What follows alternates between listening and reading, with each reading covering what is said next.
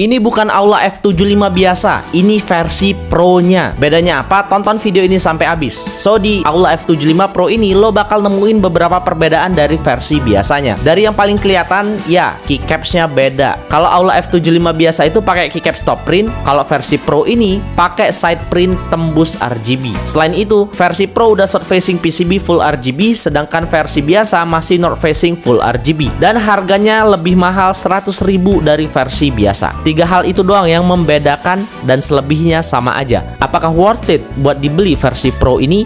Well, kalau lo emang sukanya sama south facing PCB, ya ini adalah keyboard yang lo cari. Tapi kalau nggak masalah sama north facing PCB, ya ambil yang biasa aja, udah enak juga kok. Produknya udah ada di kerannya kuning, so gas langsung check out sekarang juga.